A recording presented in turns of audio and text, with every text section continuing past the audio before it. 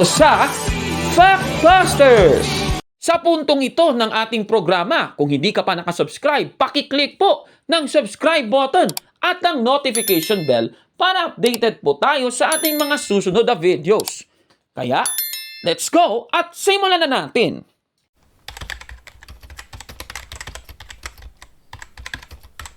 Magandang araw mga kapatid and welcome na naman sa isang bagong episode ng Factbusters PH. Sa Mateo 16:18, alam naman po natin, sabi ni Kristo, itatayo ko ang aking iglesia. Ibig sabihin, nagtayo po si Kristo ng iglesia. At syempre, grabe yung claim, kagaya nitong nasa Pasugo, God's Message Magazine, May 2019 issue, sa pahina 41, sa article na isinulat ni Ervin Almedina. Ang pamagat ay napakatindi. Si Kristo ang nagtayo ng Iglesia ni Kristo sa Pilipinas. Grabe naman ito, mga kababayan, ano? Ayon sa kanila, si Kristo daw ang nagtayo ng Iglesia ni Cristo ni Manalo sa Pilipinas. Tanong, totoo ba ito, mga kapatid? Anong iglesia ba ang itinayo ni Kristo ayon sa Mateo 16:18? Alam naman po natin na yan po ay ang Iglesia Katolika, mga kapatid. Kagaya nitong nakasulat sa The New Book of Knowledge, Volume 16, page 287, ganito po ang mababasa. Roman Catholic Church. Ang kasaysayan ng Iglesia Katolika Romana ay nagsimula sa isang upper room sa Jerusalem noon pang 2,000 taon na ang nakalipas. Ang iglesia ay maaaring ilarawan bilang ang lipunang itinatag ni Jesus na pinasigla ng Espiritu ng Diyos at inorganisa ayon sa isang istruktura na kanyang itinatag. Yan ang ating nabasa. Maliwanag, si Kristo po ang nagtayo ng Iglesia Katolika, mga kababayan. Si Kristo po ang nagtayo nun. Katunayan, sa Standard Encyclopedia, page 776, napakaliwanag ang sabi. Ang kasaysayan ng Roman Catholic Church ay sa katunayan ang kasaysayan ng Kristyanismo. Maliwanag, ang kasaysayan ng Kristyanismo ay siyang ang kasaysayan ng Iglesia Katolika, mga kababayan. Ibig sabihin, ang Iglesia Katolika ang iglesia na itinayo ni Kristo. At hindi po ang Iglesia ni Kristo na natayo sa Pilipinas. Ika nga ng Britannica.com, itong Iglesia ni Kristo ay isang international Christian religious movement na bumubuo sa pinakamalaking katutubong simbahang Kristiyano sa Pilipinas. Ito ay itinatag ni Felix Isagun Manalo noong 1914. Napakaliwanag po niyan. At sa aklat na The New International Dictionary of the Christian Church ni J.D. Douglas, 1978 edition, sa page 776 ay ganito po ang sabi. Ang Pilipinas ay gumawa ng sarili nitong mga kulto. Ulitin natin, ididiin natin yon. Ang Pilipinas ay gumawa ng sarili nitong mga kulto. Higit sa lahat, ang Iglesia ni Cristo o Church of Christ na itinatag noong 1914 ni Felix Manalo at nag-aangkin ng ilang milyon. Napakaliwanag. Yan ang reality. Diba? Klarong-klaro po yan. Katunayan nga, sa rehistro nga nila, ang tindi. Basahin natin ang rehistro nila, no? Nung sinakop pa ng mga kano ang Pilipinas, ito po ang lisensya. Babasahin natin. Felix Manalo, applicant. Ano ba ang sabi? Subject conversion of the society known as Iglesia ni Cristo into a corporation soul. Kasi dati yung Iglesia ni Cristo, yung pangalan Iglesia ni Cristo with a letter K. Actually, na-discuss na natin yan. Sa kasalukuyan, pinalitan nila yung pangalan. Naging Iglesia ni Cristo with a letter C.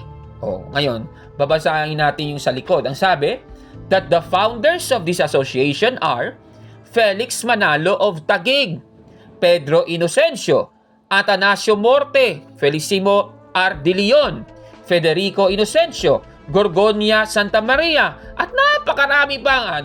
Ayoko nang basahin yan, ang dami. Ibig sabihin nga, ang founder ng Iglesia ni Cristo sa Pilipinas, si Felix Manalo. at marami pa. Katunayan nga sa aklat na Philippine Studies Volume 3, Number 1, page 19 to 42 ay makikita natin ang article ni Joseph Cavanagh. Ito may pamagat na The Iglesia ni Cristo na isinulat noong 1955. Babasahin ko po sa inyo ang page 26. Nakikita nyo sa screen. At itong nasa page 26, ang sabi dito, it was only in 1914 at Punta Santa Ana, Manila that the Iglesia ni Cristo actually appeared as an organized religious body. Chief organizer. Si Cristo ba yon? Hindi. Chief organizer was Felix Manalo himself. Napakaliwanag po ng ating nabasa. Ibig sabihin, tama talaga. Si Felix Manalo ang nagtayo ng Iglesia ni Cristo na lumitaw sa Pilipinas noong 1914, mga kababayan. At dahil dito, nung nalaman ng isang ministro noon ni Felix Manalo na siya ay niloko, kaya umalis po siya sa nasabing iglesia. At kilalanin natin siya sa ating episode ngayon. Siya po ay isa sa mga collaborators ayon po sa article na isinulat po ni Joseph Cavanagh na ating binasa kanina. Siya po ay si Igmedio Zabala. Katunayan, ito pong si Igmedio Zabala ay na-feature po sa isa sa Pasugo magazine. Ito pong ang Pasugo, June 1940 issue. At itong si Igmedio Zabala ay naging tagapabahala ng Iglesia ni Cristo sa Zambales, mga kapatid. Grabe naman. Itong si Igmedio Zabala nung umalis sa nasabing iglesia ay nagsulat ng isang aklat. Ako ay naging ministro ng Iglesia ni Cristo na isinulat noong 1959. Etong nasabing aklat na ito ay batay sa pagsasalaysay ni Igmedio Zabala kay F.C. Borlongan. Ang nasabing aklat ay isa ng katolikong aklat na may nihilobstat ni A.G. Casas at imprimatur ni Jose Jovellanos. Babasahin natin ang page 1 muna. Ganito po ang sabi. Sa loob ng may 21 taon, ako'y naging kasapi. 15 taon nito'y sa pagiging ministro sa Iglesia ni Cristo sa ilalim ni Ginoong Felix Manalo. Dahil sa mahabang panahong ginugol at matinding pagod na pinuhunan ko sa pagpapalaganap ng iglesyang ito, ako'y ibinilang ng Encyclopedia of the Philippines sa mga nagtatag nito. Ibig sabihin, ayon sa Encyclopedia of the Philippines, isang aklat po yan noon, si Igmedio Zabala ay isa sa mga founders ng Iglesia ni Cristo ni Felix Manalo, mga kababayan. O ano pang sabi dito? Ayon sa nabanggit na aklat ni Zoilo Galang sa Volume 10, 1936 edition, sa pahina 432 hanggang 433, ang Iglesia ni Cristo ay itinatag ni Ginoong Felix Manalo sa Punta Santa Ana, Manila noong 1914. Idinagdag ng palathala ni Ginoong Manalo sa aklat na ang Diyos ay humirang din ng iba pang lalaki na makakatulong niya, Ginoong Manalo, sa pagpapalaganap ng lahat ng nais niyang ipatupad. Ang mga hinirang ay sina Justino Casanova, Teodoro Santiago, Santiago Lopez, Maximo Valenzuela, Bernardo Turla, Benito Sumbilio, Raimundo Mansilungan, Felix Pineda, Feliciano Gonzales at si Igmedio Zabala, Julio de la Rosa, Mariano Castro, Andres Tucker, Francisco Abalos, Rufino Dula, Simeon Tabamo, Norberto Cruz at Eugenio Cortez. Ayan, napakaliwanag. Andyan pong pangalan ni Igmedio Zabala. So lumalabas, base po sa ating nabasa, itinuring din po ni Zoilo Galang, yung nagsulat ng Encyclopedia of the Philippines, na isa po sa mga nagtayo ng Iglesia ni Cristo natayo sa Pilipinas, itong si Igmedio Zabala, mga kababayan. Ngayon, siguro ang maganda, itutuloy ko na lang ang basa. O ganito po ang sabi ni Igmedio Zabala. Dito pa lamang ay nais ko nang ipagtapat na hindi ang Diyos ang humirang sa aming 18 ministrong nakatulong ni Ginoong Manalo. Sa katunayan, anumang oras ay naiaalis ni Ginoong Manalo ang sino man sa amin. O grabing pagtatapat yan ha. Grabe naman ano. O mula po sa ating nabasa, hindi po talaga si Kristo. Ha? Hindi si Kristo. Ang nagtayo ng Iglesia ni Cristo na lumitaw sa Pilipinas ayon sa dating ministro na si Igmedio Zabala, mga kababayan. Ang tindi ng kanyang revelasyon, ano? Kaya itong sinasabi ng Basaugo Magazine, puro na naman yan unrealistic, palpak yan, busted yan, nako ha. Ano pa ba ang sinasabi ni Igmedio Zabala sa kanyang aklat? O ito ha, panoorin ninyo at ang tindi talaga ng kanyang mga revelasyon. Babasahin naman natin ang aklat sa page 6. Ganito po ang sabi. Lubhang marami ang naaakit ko at limpak-limpak na salapi ang naipasok ko sa Iglesia ni Cristo. Kaya't lalong naging kapalagayang loob ko si Ginoong Manalo. Maraming mga aral ang binalangkas namin na ba? Grabe talaga. Pera-pera palang galawan. Ako naman. Base sa nabasa natin, dating masipag na ministro ni Felix Manalo, itong si Igmedio Zabala, mga kababayan. Pero ano ba ang nagpaalis sa kanya sa nasabing iglesia, mga kapatid? Babasahin natin muli sa pahina 6 pa rin. Ganito naman ang sabi. Ang mga alinlangan ko'y tumutukoy sa pagiging anghel ni Manalo. Biruin mo yon, si Kristo ay tao, pero si Felix Manalo ay anghel. Ay nako naman, grabe naman yan. Ituloy natin. Sa mga aral na pinagbago-bago. Meron pala silang mga binabagong aral. Okay, sige. At sa mga gawaing kahiyahiya sa harap ng Diyos at ng tao.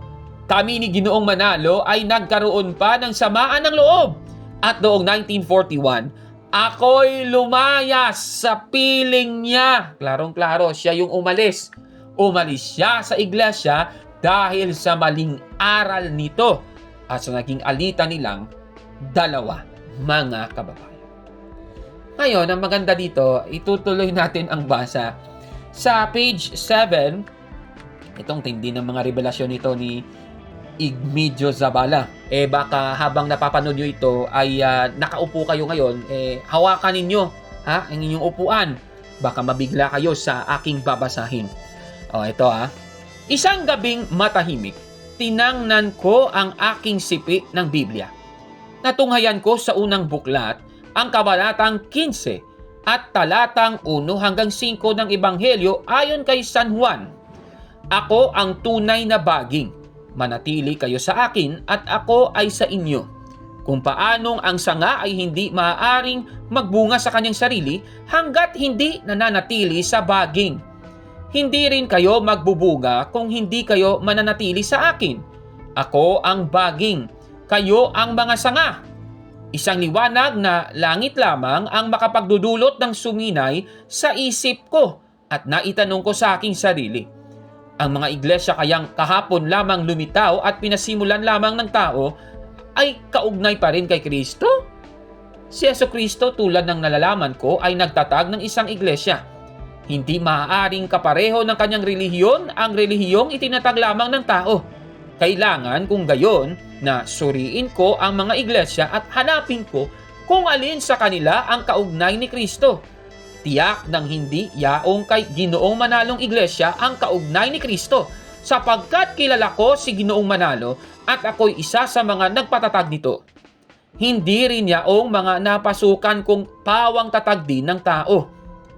Gayon ang pangangatwiran ko ng gabing yaon. Noong 1953, nakatagpo ko si Ginoong Amadeo Hilario ng Malabon, Rizal. Pinaliwanag niya ako tungkol sa relihiyong aking kinagisnan. Nagkaroon din ako ng pagkakataong makipag-usap kina Padre Francisco Avendaño, Seferino Leonen at Laureano Kawili. Sa tulong ng kanilang paliwanag at panalangin, natutuhan kong unti-unti ang tunay na mga aral at gawain ng Iglesia Katolika. Napaghulo ko rin na ang mga inaral ko pala sa loob ng Iglesia ni Cristo ay pawang pagbibintang at pagpatikos lamang sa Iglesia Katolika. Ako ay nagtrabaho sa Tarlac na doon bininyagan ang lahat ng aking mga anak at nagpakasal kami ng may bahay ko sa harap ni Padre Santiago Guanlao ng Tarlac. Ngayon, itong nasa page 8 na tayo, no? Ngayon ay nabubuhay na ako ng tahimik. Hinahangad ko naman na makapagpaliwanag sa iba kong mga kababayang naliligaw ng landas. Tuwing may pagkakataon, ako'y di nag-aatubiling maghayag ng aking buhay sa piling ni Ginoong Manalo at magbunyag ng mga kamaliang nananaig pa sa kabag-habag at walang malay na mga kaanib sa Iglesia ni Cristo. Napakaliwanag talaga, no? Ang ganda ng kanyang testimonya. Kusa siyang umalis sa Iglesia ni Manalo para maging isang ganap ng Katoliko. Kaya ano ang payo ng dating ministro at isa sa mga founders ng Iglesia ni Cristo ni Manalo sa mga Katoliko? Babasahin natin ang pahina 50. Ganito po ang sabi. Kung tayo'y may suliranin sa pagpapagawa ng bahay, lumalapit tayo sa inhinyero o karpintero. Kung sa batas, sa abogado. Kung sakit sa katawan, sa manggagamot. Kung sa damit, sa sastre o modista. Kung sa relihiyon o moral ang ating suliranin, makatwirang sa pari o sa sinumang nag-aaral tungkol dito ang ating sangguniin. Kaya, ang panawagan ko'y huwag kayong basta-basta maniniwala sa mga biglang sipot na mga ngaral. Katawa-tawa ang labas ninyo kung sa isang barbero, empleyado sa opisina, musikero, kotsero o sastre kayo papahatol tungkol sa bagay ng relihiyon at moral. At kung ipinangdanggalan naman ninyo ang inyong pagkakatoliko, hindi kayo ang unang sisira sa inyong pananampalataya. Kadalasan, marami sa atin ang pintas lamang ng pintas. Datapwat wala naman tayong magawang mabuti sa ating sarili at sa kapwa. Kaya ang payo ko ay tumupad kayo sa inyong pagkakatoliko. Kung may alinlangan kayo sa pari o sa sinumang nag-aral na katoliko kayo, magsangguni. Inaasahan kong kayo na mga Katoliko ay magiging halimbawa ko sapagkat ako ngayon lamang naliwanagan. Sama-sama tayong mag-aral ng ating pananampalataya at huwag tayong magpabaya sa ating tungkulin. Alalahanin natin ang mga iglesia ni Manalo at ang ibang sekta ay nakaaakit lamang doon sa mga Katolikong wala nang muwang ay hindi pa tumutupad ng tungkulin kahit ng pagsisimba man lang kung linggo. Mahalin natin ang ating pananampalataya sapagkat lilipas ang dunong, ang ganda, ang yaman.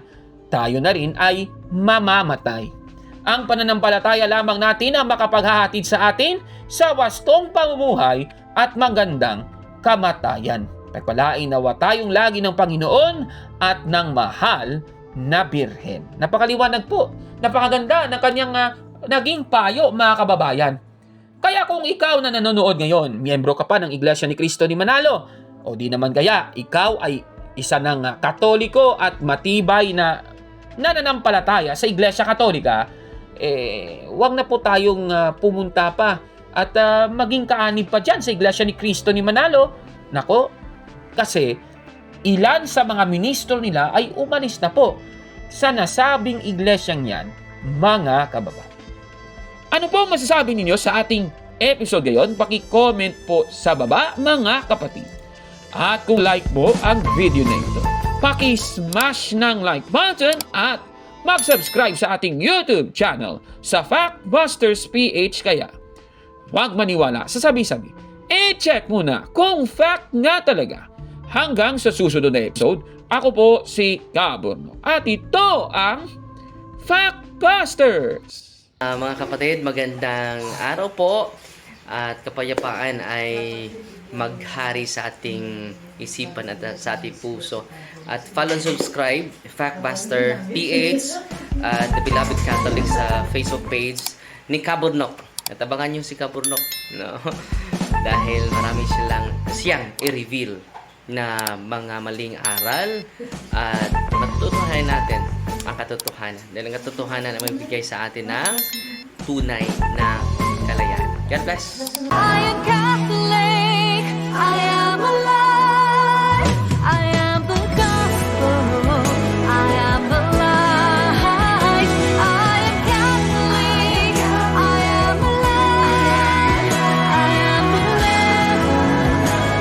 all to